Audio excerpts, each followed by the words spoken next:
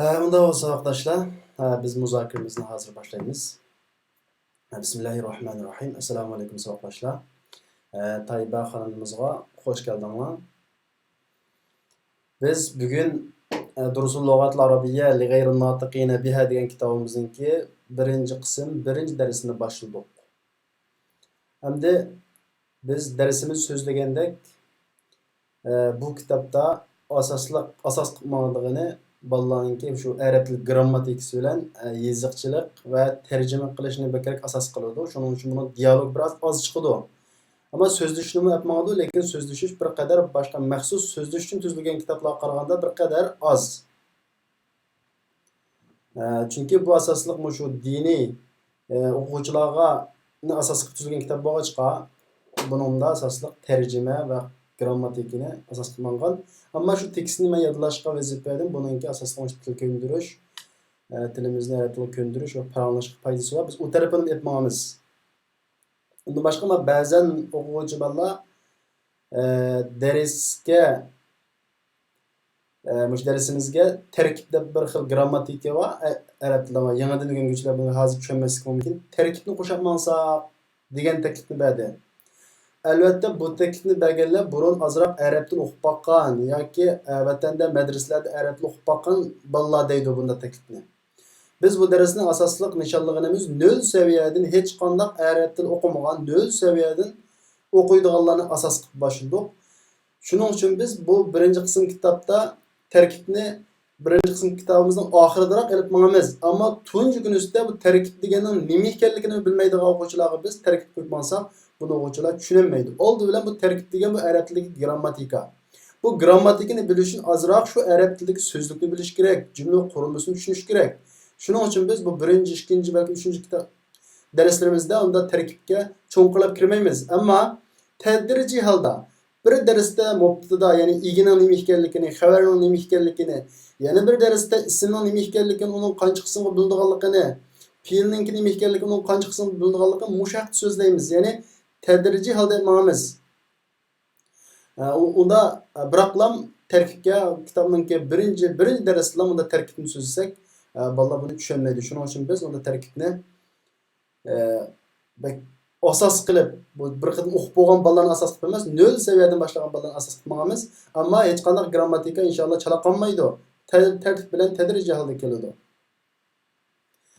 Bugungi darsimizda men dars so'zlab o'tgandek asosliq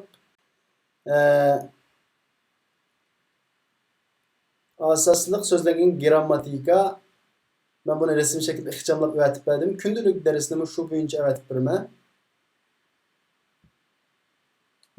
Hozir ekranda ko'rganinglardek birinchi qilib o'rganmoqchi bo'lgan grammatika hada.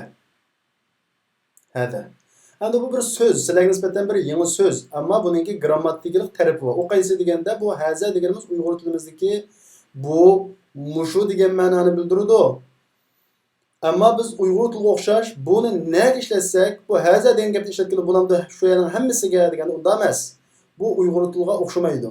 Biz Uyg'ur tilimizda bu mushu degan gapni erga ishlatamiz, ayolga ishlatamiz. Ammo arab tilida haza degan gapni faqat er kishiga ishlatadi. Shundaqla yaqindagi birlik, ya'ni yolg'iz bo'lgan erlarga ishlatadi. Unda bo'lsa, yana bir savol chiqadi bu yerdan. Bu odam hayvonlarni er ayol deb ayirg'ili bo'ladi, ya'ni erkak kishi deb ayirg'ili bo'ladi. Uni narsa keraklarni ko'rsatmoqchi bo'lsa qanday ayiramiz? Masalan, bu deb telefonni ko'rsatmoqchi bo'lsa, bu deb qalamni yoki daftarni ko'rsatmoqchi bo'lsa qanday ayiramiz deganda, biz narsa keraklarning er ayolligini shu so'zdan yezilish, ya'ni shu so'zdagi ma'lum bir harfni o'z ichiga olgan bo'lsa, ayollar shu harfni o'z ichiga olgan bo'lsa, erlik deb ayiramiz. Buni biz keyingi soatlik darsimizda so'zlaymiz. Ammo bugungi darsimizda sizlarning bilib olganinglar shu hadaninki erlar uchun yolg'iz yaqindagi erlar uchun ishlatilganligini bilsanglar bo'ladi. Unda ayollar uchun qaysini ko'rsatamiz? Ya'ni ayollar uchun bu demoqchi bo'lsak, nimani ko'rsatamiz deganda biz buni keyingi darsimizda so'zlaymiz. Bugungi darsimizda faqat erlar uchun yaqindagi, ya'ni yolg'iz bo'lgan erlarni ko'rsatish uchun ishlatilgan ko'rsatish ismini o'rganamiz. O bo'lsin qaysi? Hada. Biz buni darsimizda so'zlab qoldik. ikkinchi qilib bugungi darsimizda o'rgatgan mazmun nima deganda, ikkinchi qilib bugungi darsimizda o'rgatgan mazmun ma. Bu ma Uyg'ur tilimizdagi nima degan gap. Uyg'ur tilimizdagi nima degan gapni nimaga ishlatsak, arab tilidagi ma'noni shunga ishlatamiz. Bu o'xshash. Ya'ni biz Uyg'ur tilimizdagi nima degan gapni insonga ishlatmaymiz. Biz tunmaydigan bir odam bo'lib qolsa, bu nima deb so'rmaymiz. Bu kim deb so'raymiz. Demak, buni aqlsiz narsalarga ishlatamiz nima degan gapni. Bu ma'noni dal shuni o'rniga ishlatamiz. Ya'ni narsalarni nima demoqchi bo'lsak deymiz, ma deymiz. Ya'ni bu nima demoqchi bo'lsak deymiz, ma hada deymiz. Ya'ni bu nima degan bo'ladi. Demak, ma aqlsiz. Ya'ni aqlsiz degimiz jonsiz bo'lib, hayvon bo'lib qolsin uchun ishlatamiz. Masalan, bir ko'migan bir hayvon, bir qarasak eshakka o'xshaydigan, bir qarasak otga o'xshaydigan bir hayvonni ko'rsak, buni biz o'rtamizda nima deb so'raymiz? Bu nima deb so'raymiz. Buningga o'xshashlar ma'ni ishlatamiz. Ma hada deb.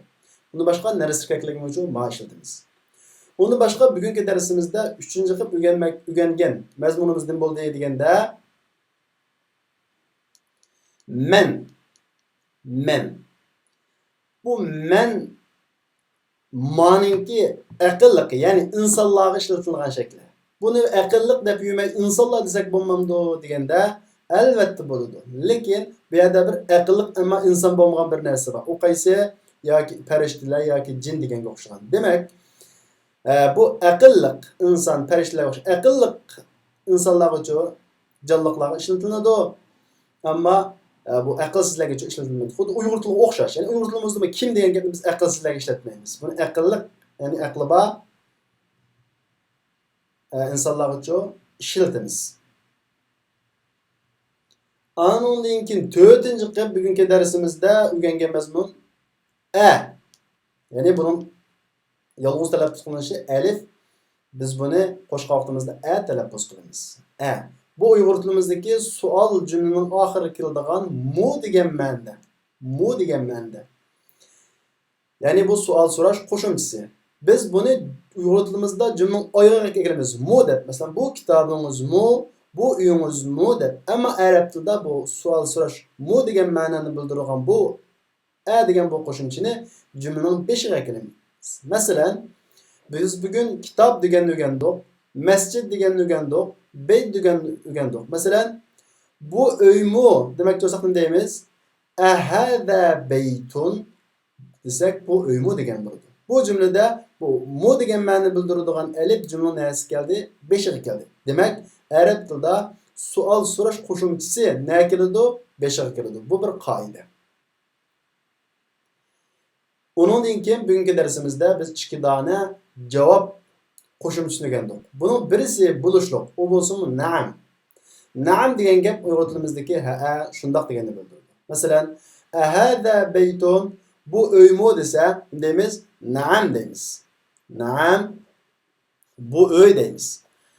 Agar bu masni ko'rsatibdi, bu uy degan bo'lsin deymiz, la, yo'q, bu uy emas deymiz. Demak, na'am bo'lishliq shakldagi javob berish uchun ishlatiladigan bo'lishliq javob qo'shimchasi, la bo'lishsiz javob qo'shimchasi yo'q degan gap. Ya'ni bugungi darsimizdagi asosiy sizlarga o'rgatmoqchi bo'lgan ma'nosi la, yo'q ma'nosi. Ammo buning yana bir ma'nosi bor. U qaysi deganda yo'q degan ma'nosi bor. Masalan, la ilaha illalloh deymiz shunday qilib, Allohdan boshqa iloh yo'q degan gap. Demak, yo'q degan ma'nosi bor. Mana bu bugungi darsimizda grammatika. Buni sizlar ayrim daftarga yozib, buni mashqlarga tatbiqlab mangsizlar. Ondan boshqa savollar bo'lib qolsa, shu bizning hozirgi bevosita o'qitayotgan bilimninki ko'znakning ostiga yozsanglar bo'ladi yoki bizning darsxonamizga yozsanglar bo'ladi. Bu yerda javob beraman. Unda o'saqlashlar boshqa savollar bo'lmasa, bugungi darsimizning xulosasi shu. Bugungi dars tekst olsun yoki grammatik olsun yoki yangi so'zlik olsun, tushunmagan mazmunlar bo'lsanglar so'ranglar. Agar yana 5 minut qadar boshqa savollarni so'ramasanglar, men tushunaman.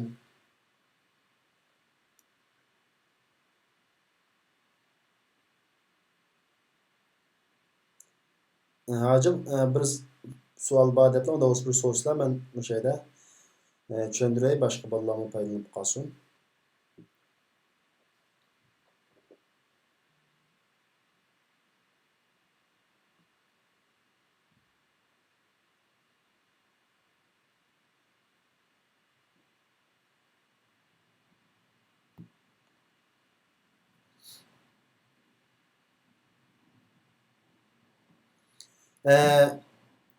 Bu yerda bir savoqdashimiz hal bilan aning farqi bormi debdi. Hamda biz tehi so'zlamagan, bundan keyin so'zlaydigan yana bir savol qo'shimchasi bor.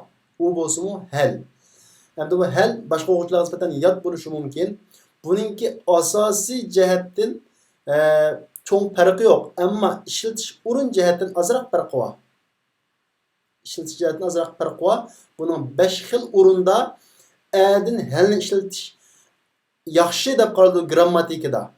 Yaxshi deb qaraldi. Ammo shu o'rindami halni o'rinda ani ishlatish uchun yana to'g'ri bo'laveradi.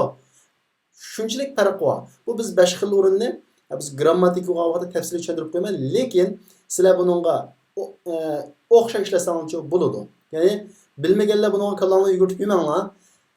Hal deb bir, ya'ni mu'ga o'xshash ma'noni bildiradigan savol so'rash qo'shimchasi biz buni keyingi darsimizda so'zlaymiz. Agar buni hal deb buchoq uchib baqqanlar bo'lsa, buni shu mu'ga o'xshashgan deb tushunib olsanglar bo'ladi. Buni tafsiliy texnik cho'nqilab kirsak, 5 xil o'rinda halni ishlatish yaxshi deb qaraladigan o'rinlar va jumla qurilmasi qarab turib biz buni grammatika darsimizda so'zlaymiz. Ammo shu o'rindami grammatikanshunoslar ani ishlasimi xato bo'lmaydi. Ya'ni durust, to'g'ri bo'lgan tarbiya deb ayiradi.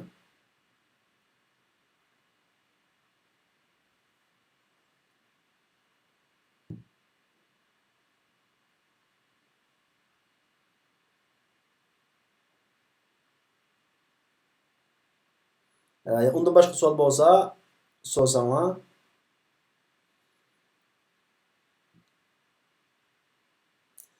Bu yerda bir savoqdashimiz darsxonamizda assalomu alaykum ustoz, arabcha uyg'urcha tarkib qo'yishni tang o'rgatib ma'nolarmi debdi. Albatta bo'ladi.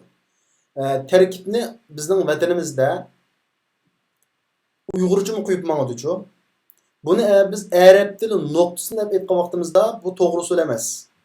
Biz tarkib degan bu so'zning jumladagi o'rnini bayon qilish degan gap. Ya'ni bu so'z bosh qilish o'rnidami, egilik qilish o'rnidami, tushum qilish o'rnidami, shuni bayon qilish. Uyg'ur tiliga bu shaklda tarjima qilinadi bu.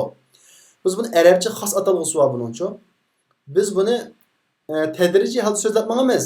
Ammo so'zlagan vaqtimizda biz buning uyg'urcha shaklda qo'ymaymiz. Uyg'urcha shaklda tushuntiramiz, ammo uning atalg'usini bayon qilgan vaqtimizda arabcha shaklda bayon qilamiz. Nima uchun? Biz arabchani uyg'urcha shaklda tarkib qo'ysak, ma'lum oddiy bo'lgan tarkiblarni qo'ygan bo'ladi. Masalan, mubtadani iga deb tushuntirgili bo'ladi. Xabarni xabar deb tushuntirgili bo'ladi. Maf'ulni to'ldiruvchi deb tushuntirgili bo'ladi. Pashk ismlarni bosh qilishlik ism deb tushuntirgili bo'ladi. Ammo Uyg'ur tilida atalg'u topqilib bo'lmaydigan, texi uningga atalg'u tepilmagan, ham tepishmi uningga hojat emas. Chunki bu bir til deganni shu tilning atalg'usi bilan o'rganish kerak. Bu asli o'lcham. Har qanday tilni shunday qiladi. Ammo arab tili kelgan vaqtda ba'zi til tadqiqotchilari shu texmi cho'nqurlash uchun, masalan, Urumchidagi ustoz Ismoil Qodirmi texmi cho'nqurlash uchun buni ba'zi bir tarkib atalg'ularni uyg'urchalashtirgan. Bu shu baytaman degandek mubtada, maf'ul degan to'ldiruvchi deganga o'xshagan oddiy bo'lgan tarkiblarga shunday uyg'urcha qilg'ili bo'ladi. Ammo undan cho'nqurlab ketgan bir xil tarkiblar bor. Masalan, i'robul kubro deb ataymiz masalan. Masalan, maf'ulul lah, maf'ulun fi bilan maf'ulun bihi farqi har biriga ayrim bir atalg'u qo'shib to'g'ri keladi. Demak, bu uyg'urchada tarkib qo'yib oyoqqa chiqilib bo'lmaydi. Ham bu til qoidasiga nisbatan ancha to'g'ri ish emas. Uyg'urcha tushuntiramiz. Har bir atalg'uning ma'nosini tushuntiramiz. Ammo tarkib qo'ygan vaqtimizda arabcha qo'yamiz. Inshaalloh arabcha qo'yamiz. Biz buni shu darsga sizlarningki shu sinfdoshlarga mas holatda tarkib qo'ymaymiz. Cho'qim tarkib qo'ymaymiz, chunki tarkib qo'yish nihoyatda muhim. Tarkib qo'yishni bildi deganlik jumlaningki, ya'ni so'zning jumlalik o'rnini bildi deganlik. So'zning jumlalik o'rnini bilgandan jumlani to'g'ri tarjima qiladi. Jumlaningki o'rnini to'g'ri tarjima qiladi. Bu muhim. Çoxum tirik qo'ymaymiz. Ammo buni çoxum oldirmasligimiz kerak. Chunki bizning oramizda hech qanday arab tili o'qimagan 0 seviyadan kirganlar bor. Men hozirdan boshlab tarkibni qo'yvatsam, bu bolalar hech qanday arab tilini so'z bilmagan bolalar qaymoqib qoldi. Bu grammatik qarata, sarf ilmi qarata bizningki shu pozitsiyamizni to'g'rilash kerak. Qanday deganda, bizning vatanimizda oldi bilan bir arab tili o'qimoqchi bo'lgan. Bir odam dinda o'qiyman deb kelsa, oldin uni arab tili o'qitamiz. Arab tilini o'qimoqchi bo'lgan odam nima o'qitadi deganda, oldin unga bizning shifoy bilan tanglam sarf deb bir kitobimiz bor, shuni tang o'qitadi. To'g'ri, shifoyni bashi to'g'ri, bu til, lug'at, so'zlik o'rganadigan kitob. Ammo shuni bilan tang hech nima o'qimagan bo'lgan morfologiya ilmini tang boshlaydi. Bu til o'rganishga to'g'ri bo'lmagan bir usul. Chunki biz buni nurg'un qatim mag'lub bo'ldik. O'z vaqtida biz shunda o'qib, tushunmay qarasga yodlab, bir muddat bir yildan keyin o til seviyamiz biroz oshgandan keyin o'z vaqtida o'qigan sarf mov ekan deb keyin tushungan ahvollar bo'lgan. Ammo o'qigan chaqda tushunmagan. Bu nima degan chaqda bu sarf morfologiya, grammatika degan bir az til seviyasi, jumla seviyasi yetilib bo'lganda, ya'ni bir jumlani tushungan vaqtda undan keyin tadrijiy o'rgatilgan narsa tunjiq bo'lsak bu hazm qilinmaydi buni. Shunga bizning vatanimizda diniy o'quvchilarda bir kitobni 2 qatam o'qiydigan, hatto 3 qatam o'qiydigan ahvol nihoyat zo'r. Nima deganda bu uslubdagi xatolik tufayli unda boshqa hech qanday tilda bir kitobni 2 qatam ham o'qigan, darsni takrorlamagan o'quvchi 2 qatam o'qiydi, bo'lmasa 2 qatam o'qimaydi. Ammo biz tushunmay o'qigachqa 2 qatam, 3 qatam o'qiymiz. Bu bir vaqt sarf chiqadigan boshqa narsa emas. Bu grammatika degan qoida. Qoidani bilish uchun ozroq til bilish kerak. Xuddi bir yo'lning qoidasini bildirmoqchi bo'lgan odamga o'zi mangalish kerak u odam. Mangmagan odamga u qoida so'zlasak u bekor. Xuddi bu chiqmagan odamga noy yuzganga o'xshash bir ish. Shuning uchun men qoida tarkib qarta men cho'qim gapiraman. Bizning bu til darsimiz, arab til darsimiz 2 yillik planlik dars. 2 yillik plan. Ya'ni bir tilni puxta, mukammal o'rganish uchun uningki til kitoblarini o'qish kerak. Biz bu til kitobga durus lug'at degan bu kitobni tanladik. Bu 3 qism. Bu jami 92 dars. Buningki birinchi qismi har bir kunda bir dars o'qiymiz. Ikkinchi qismda cho'ng darslar bor. Hammasi undamiz. Shu cho'ng darslarga kelgan vaqtda 2 ga ayirib 2 kunda o'qiymiz. Kichik darslarni bir kunda o'qiymiz. Ya'ni bir o'quvchi kunda 2 soat vaqt chiqarsa, normal zehni quvvat o'quvchi 2 soat vaqt chiqarsa, o'rganib bo'la oladigan darajada dars yo'llaymiz. Demak, bu shaklda bizning 92 qism darsi bor. Bu 3 oy qadar tugaydi inshaalloh. 4 oy atrofida tugaydi. Biz bunu o'qib bo'lgandan keyin, yani til asosimiz bir oz sinib bo'lgandan keyin, 3 qism o'qib bo'lgandan keyin morfologiya ilmini o'qiymiz. Bu bir oy tugaydi. Undan keyin nahv ilmini o'qiymiz. Nahvimiz eng oson shaklda, jadval shaklda tuzgan. Uni taxminan 3 oy ketadi unga. Uni o'qib bo'lgandan keyin biz sarf darsidan keyin til qismini o'qib, sarfni o'qigandan keyin asosliq shu. Azroq tarjima darsi qo'shimiz shu. Hadis, she'r, ondan başqa biz xabarni qo'shishni ehtimolimiz bor. 10 dona hadisninki tarjima tahlili, 10 dona she'rninki, yengil bo'lgan she'rning sizlar tushuna oladigan, yengil she'rninki tarjima tahlili, ondan başqa 10 dona xabar. Arabcha xabar ko'rsanglar tushuna oladigan bo'lish uchun xabarninki tarjima tahlilini 30 darslik qilib tuzash planimiz bor. Bu inshaalloh biz shu darslarga ulgurtib tuzimiz inshaalloh. Onundan keyin biz nahvni o'qiymiz, onundan keyin stilistik ilmi, balog'at ilmi bor. Buni biz yangi shaklda, jadval shaklda tuzmoqchi. Bu inshaalloh sizlarning shu darsga berib bo'lguncha kutib bo'ladi inshaalloh. Demak, bir tilda til darsligi, morfologiya darsligi, grammatika darsligi, balog'at darsligi, undan boshqa she'rdan adabiyot. Adabiyot shu 5 xil fandan bir kitobni tushunib, pishib o'qib olsanglar, sizlar asosan bu tilni puxta asoslar olgan hisoblaysizlar. Demak, shu fanlarning hammasi 200 qismdan ortiq dars. Shu 200 qismdan ortiq dars bilan 2 yillik plan inshaalloh kunda bir dars. Shu bo'yicha ma'noda 2 yil kunda 2 soat sizlar meni ishlanmayli yoki ilohiyat o'quvchi bo'linglar. Kunda 2 soat shu vaqtni chiqarib bersanglar inshaalloh 2 yilda shu tildan yomon emas asos silinib qoladi. Undan boshqa mening shu tarkib qarta beradigan tushuncham shu. Boshqa tushunmagan savollar bo'lsa, darsxonaga so'ranglar. Yoki shu bizning bevosita taqdim YouTube kanalımızın ostiga so'rasanglar men hozir javob beraman. Agar bir savol bo'lmasa men muzokaradan tushmayman. Men 5 minut saqlayman. Boshqa savol bo'lmay qolib qolsa muzokaradan tushmayman.